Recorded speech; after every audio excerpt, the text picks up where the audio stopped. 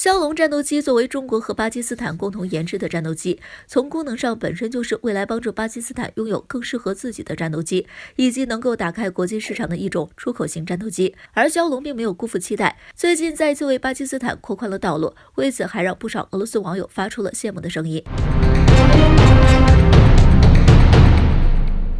近日，俄罗斯的军事论坛网站上发布了一则关于中国和巴基斯坦共同研制的枭龙再添新买家的消息，引起不小的轰动。因为这个买家和俄罗斯还有那么一点关系，甚至很多朋友估计都有了解，那就是纳卡冲突中的胜利者阿塞拜疆。枭龙战机又有新买家，将于2月交付新战机，和俄罗斯究竟有什么关系呢？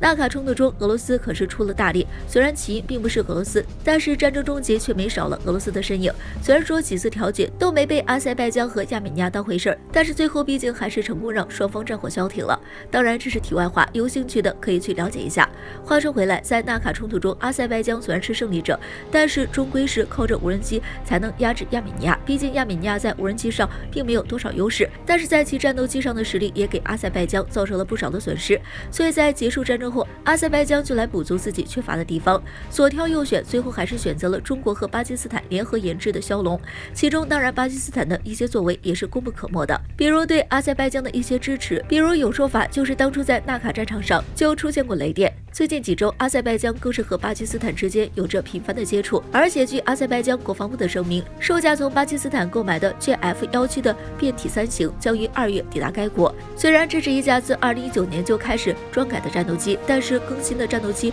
将会在2022年到2023年交付，并且在未来10年之内还将交付21架。当然，这次枭龙出口也有一些两国之间资源置换的想法，比如阿塞拜疆的石油资源。为什么俄罗斯网友对枭龙的出口十分羡慕？而这次枭龙的出口可是让不少俄罗斯网友十分羡慕，甚至有不少网友喊着让俄罗斯和中国好好学学。比如有俄罗斯网友说，中国提供的武器和教练员数量超过了西方所有国家的总和，几乎所有的小型武器、机关枪、RPG、迫击炮、火箭等，以及因此我们的竞争产品应该配备搬中国式的飞行器向中国学习。如果俄罗斯不开发这样的生产机型，那么俄罗斯很快就会被从军火市场赶出，并且即使这样，俄罗斯依然也被绕开了。从这些评论中，我们几乎是可以清晰地看见俄罗斯对此的羡慕。毕竟阿塞拜疆和亚美尼亚在最开始的时候一直都是用的俄罗斯的武器装备，如今却开始渐渐用更多国家的装备，而且中国研制的同样在其中。最重要的是，中国最早开始研制战斗机是从苏联那里学习的经验，俄罗斯网友对此可是一直耿耿于怀，所以这次他们就十分希望俄罗斯可以和中国好好学学。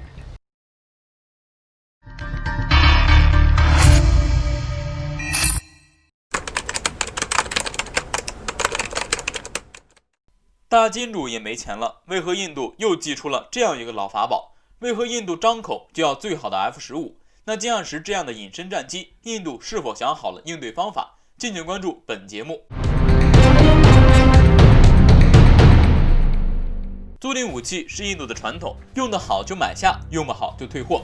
进入新年后，印度政府和国防部已经开始制定新一年如火如荼的军购计划。可能是由于去年在边境对峙行动中花费了大量金钱，各种紧急采购就是连印度这个大金主都直呼吃不消。所以在新一年的军购计划中，印度又祭出了一个不算新鲜的老法宝——租赁。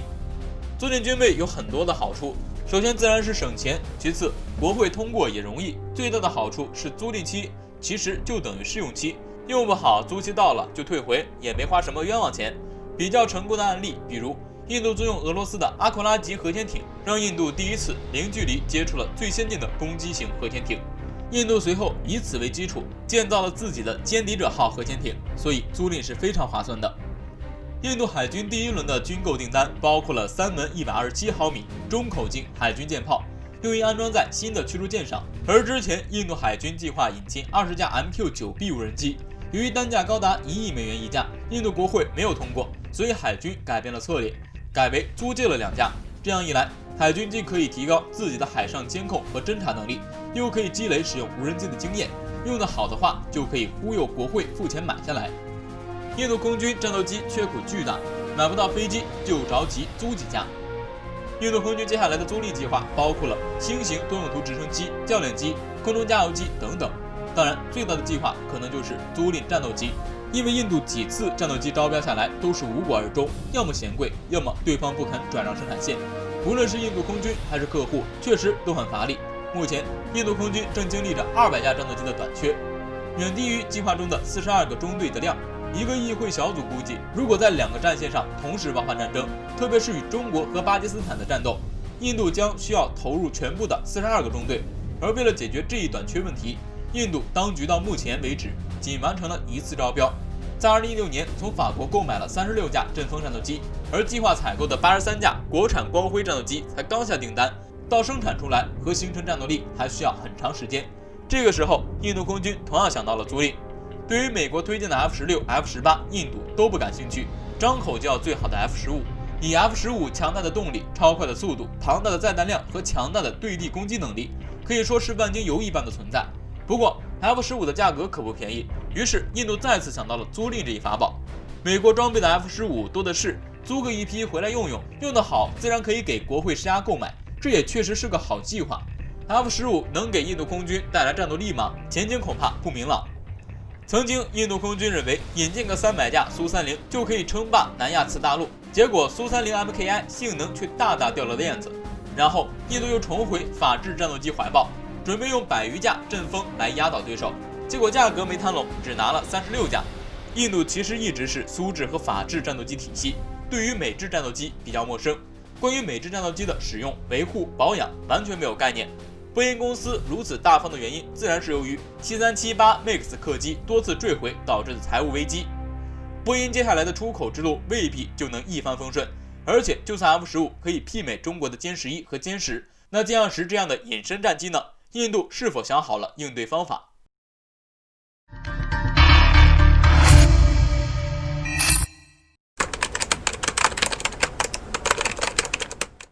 ？1月18号是一个比较特殊的日子，在1991年的这一天，美国一个名为沙漠风暴的行动为这一天赋予特殊的意义。作为美国军事史上最成功的一次战争，究竟是如何唤醒了中国这头沉睡的巨龙？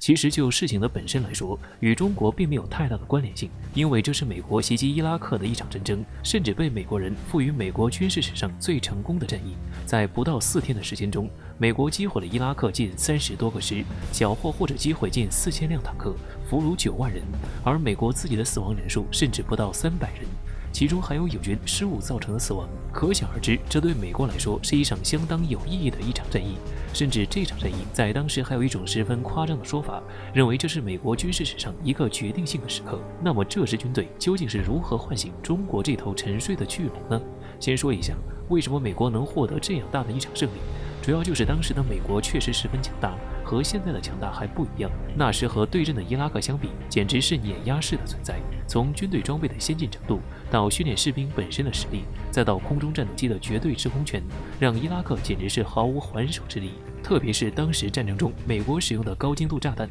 电子侦察飞机、卫星导航、导弹拦截、空对地击毁坦克、隐形轰炸机等等各种在当时先进的武器装备，让当时刚开始发展自身的中国更是心中一紧，各种计划几乎全部推翻，从头开始制定。至此，中国这只还在迷糊的巨龙终于睁开了眼睛。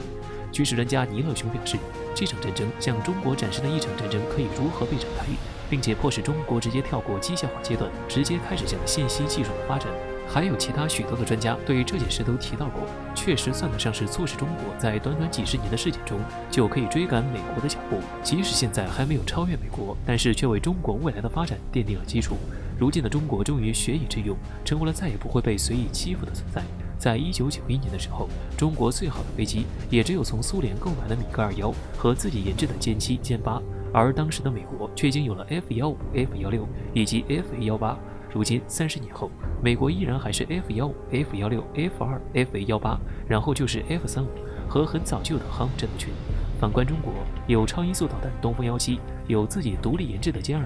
有在世界上都少有的大型运输机运20，还有正在研制中、始终犹抱琵琶半遮面的轰20，甚至还有2艘已经服役的航母和各种各样的大型战舰。可以说，虽然中国依然在很多方面比美国上差一些，但是中国的潜力无疑是巨大的。短短30年就已经服役了美国都没有服役的高超音速导弹，以及在美国5代机之后最先服役的5代战斗机歼20。